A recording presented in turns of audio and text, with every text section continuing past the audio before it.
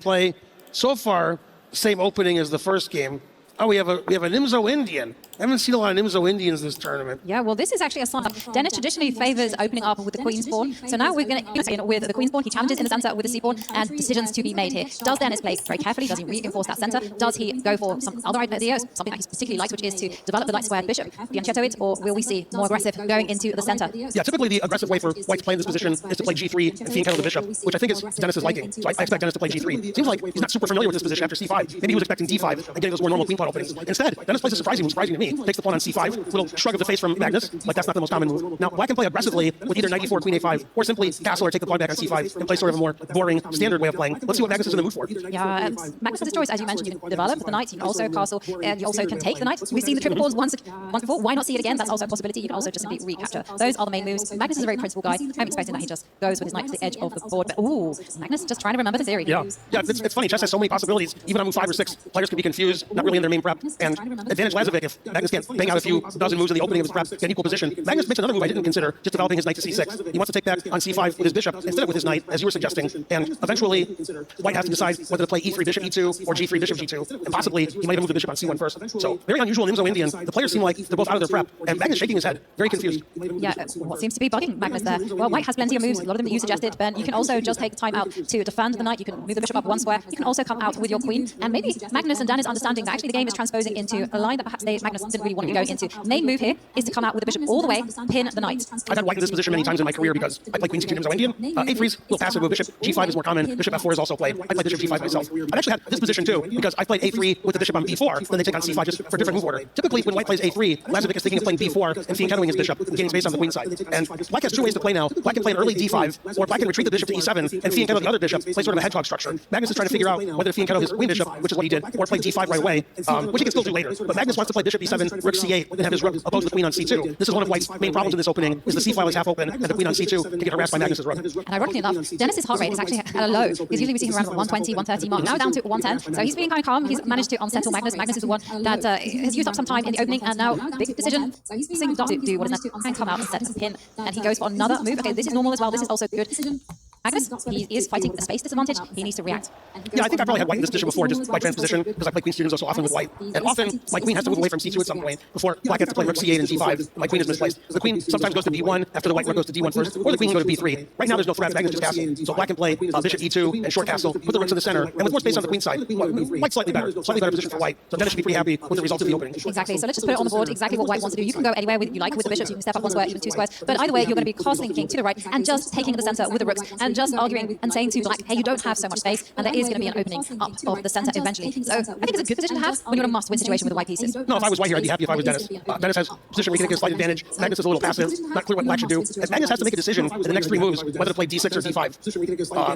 And it's not clear what he should play because at least the different kinds of positions. And I'm not sure what Magnus is going to do. d6 is more of a long game, playing a hedgehog kind of pawn structure we talked about yesterday, where Black's pawn just sitting on the third rank. d5 is more aggressive. Magnus isn't making the decision. He's moving his queen to b8, getting out of this place of the rook. Another rook can go to d8. Magnus isn't going to decide for a couple more moves whether to play a d6 or d5. But Magnus doesn't seem very happy. He keeps shaking his head. I think he knows that he's slightly worse and that White has more space on the queen side. This is an opening kind of position that Magnus wanted. Yeah, one of the problems with this type of position is that's why you're looking actually to unleash the dark squared bishop. So moves that you want to be doing is jumping in with your knight to perhaps the g5 square move, or maybe moving the knight to e4. If you manage to transfer the white queen and pick her up, put her on the right side of the board, that is going to be a fearsome attack against the black king.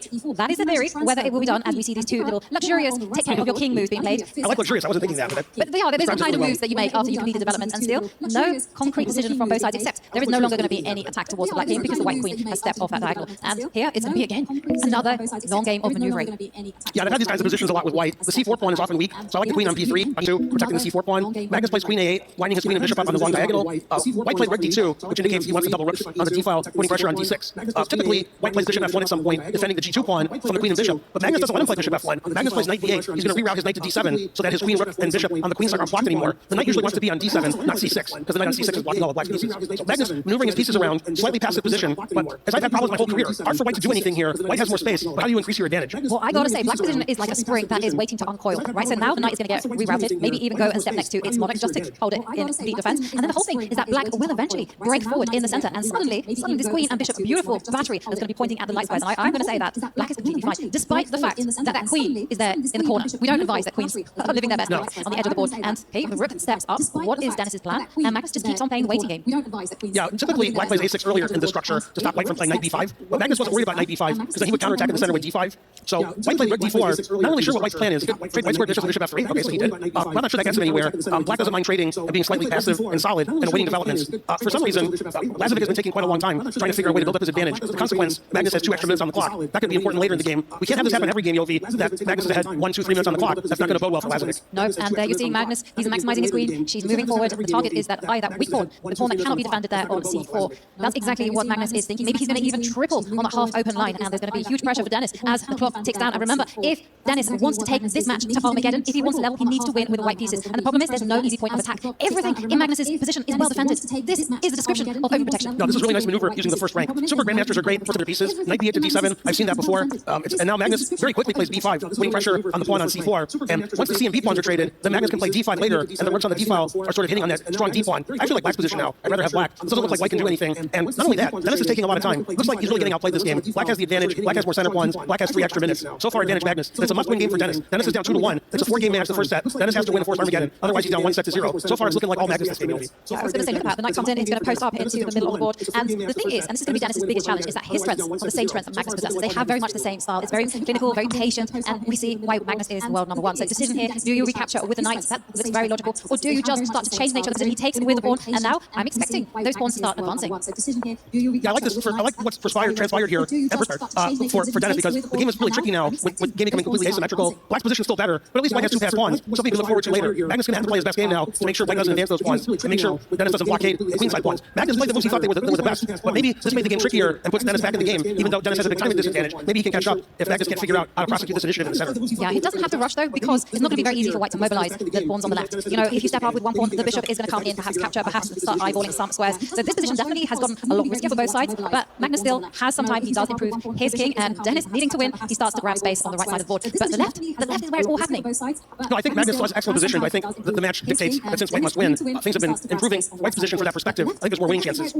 Pushing all of his pawns on both sides of the board. Magnus trades the knights. Magnus shaking his head, doesn't like the way he's been playing this position. The engine agrees. The engine actually likes white now. White has a nice blockade in the center. White's playing aggressively on the king side. F5, very aggressive move from Dennis. Yeah, but what a beautiful move, because suddenly, what are you going to do about the pawn that's under 5? If you step up, chase away the white knight, well, it leaves behind a weak sibling there in the middle. That's not going to be easy to defend. And suddenly, just like that, black's pawn's going to become immobilized and now sitting targets. And we could here be seeing perhaps the start of Dennis taking over. Tax the rook. Rook has to move. Now you can come over with the other pawn. And it's going to be white's 2 pawns on the left. They're going to be racing up the board. Dennis, 1 minute and 26 seconds, and he has to generate play. He has to put the pressure. And he doesn't play the pawn move that I wanted. Instead, he challenges in the center. Is this the right direction, though? Dennis is making a lot of pawn moves. F5, B5, E4. The engine likes some of them, doesn't like other ones. It says the position's about equal. Dennis still has a problem on the clock. But this is a 3-result game. All 3 results can happen. Both sides have lots of passed pawns. Magnus sacrifices the exchange, getting rid of white's dangerous passed B pawn. Now black has 2 dangerous pawns. Magnus is pretty happy with himself. I think he likes his exchange stack because he has a beautiful pawn duo on D4 and C4. Exactly, and he's going to take over because it's not about what pieces are, it's what they do. And take a look at that pawn center that Magnus has. They are primed and ready to advance. And Magnus doesn't even have to rush. He can do things in his normal trademark style. Just start improving the king. He can also improve the knight. It's going to be such a difficult task for Dennis to win this one. Magnus advancing the pawn. So maybe Dennis can do the same in turn. Maybe he can sacrifice some pieces. Wait, Magnus is really excited at this point in time. He's really yelling at what's going on. C3, the D pawn is pinned. The D4 pawn is pinned. The bishop on C3 is pinned. Everything is pinned to the center. There's a lot of tactics. King E8, the engine likes that move, defending the knight. We couldn't take the bishop on C3 because the knight was hanging. Now both sides have passed pawns. But definitely, I've got to say that Dennis is improving his position as he's gotten rid of black's biggest asset. But we're seeing Magnus, he's just holding firm. He does have plenty of material for that sacrifice exchange, the rook, and now the rook coming down. I mean, he's got a lovely fortress going on, and just take a look at Dennis's time under 30 seconds. Yeah, I was just looking at that. 27 seconds. Magnus has a minute 49. The position's about equal. Black has more than enough compensation for the exchange. Magnus is putting his knight in on F4. Magnus has the better king with king E5. The engine says Magnus is taking over now. White's rooks are really terrible behind all those pawns. All of white's pawns are hanging. Magnus is now winning on the board and on the clock. Magnus's pawns are too strong. And white's in a lot of trouble. Here comes the F pawn. Here comes the D pawn. Here comes the black king. As we like to say, black is a king ahead. White's king isn't playing. Black's king's on the 5th rank. And there comes another one. A beautiful. Bishop C3. Beautiful move. Yes. And several seconds left. Lazovic didn't see bishop C3. Lazovic resigns. Magnus wins. And there comes another one. A Bishop C3. Beautiful move. Yes. And several seconds left. Lazovic didn't see bishop C3. Lazovic resigns. Magnus wins.